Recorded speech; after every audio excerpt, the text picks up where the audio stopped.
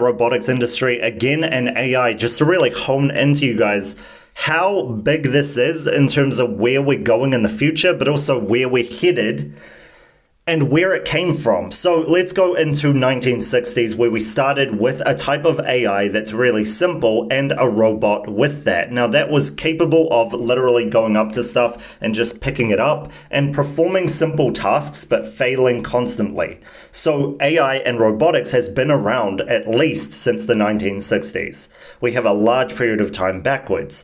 So fast forward to today, we've got the 2020 or so to 2025, where we are now, that has led into the robotics industry and AI industry coming together and literally forming something close to what we call ASI, which is artificial superintelligence. We are so close to that, where ASI can multiply its own GPTs or AIs, I guess, in different forms.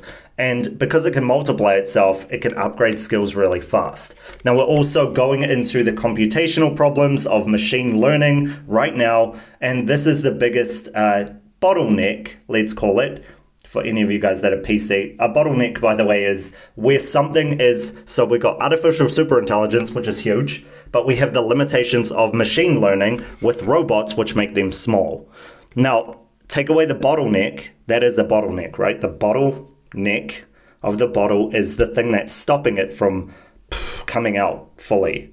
So you take away the bottleneck, which is the robot's machine learning and the incapability of it to learn properly, and you push it into an environment like the new technologies I just spoke about, like Genie 3, and you've got a recipe for success for it in the way that you can push it out and constantly put it into an environment where it can learn safely like this, moment by moment, by moment by moment, 24/7, and be able to learn the skill without having the dangers of getting run over by a car or getting humans interrupting the process, blah, blah, blah, blah, blah, in the real world.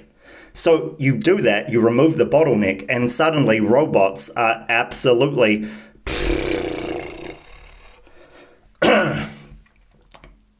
capable, right? Very capable of upgrading themselves very quickly. And then it starts going into the upgradable skills that I talk about, where a robot looks at another robot or a human and it's able to duplicate its skills off them in real time very, very quickly.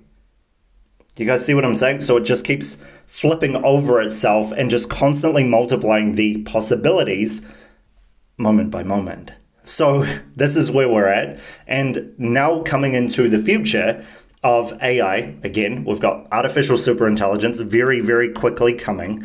And we've got robots in the stages where they can do simple tasks like dancing, chopping food, giving you a drink, pouring your drink, giving you the drink, making your bed, etc. Very simple tasks, but still very, very capable of doing the bigger tasks like, I don't know, being a lawyer or a doctor or a surgical procedure, etc., which sounds really, really invasive in a way because it looks like, you know, a laser pointed at a person killing them, right? But it isn't. It's very, very set in. But again, that's because of the AI, not so much because of the machine.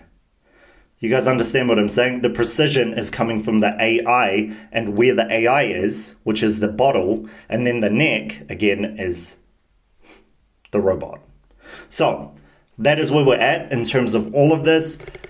We are heading into a future of either a utopia or a dystopia. And like I said, the most important part here is not actually to do with either one of those things. It's to do with humanity and how we choose to actually move forward with this. The rules and regulations that come in, etc., and what this means for the future will define us going into the next century, the next millennium, etc. That's most important by far. And that's because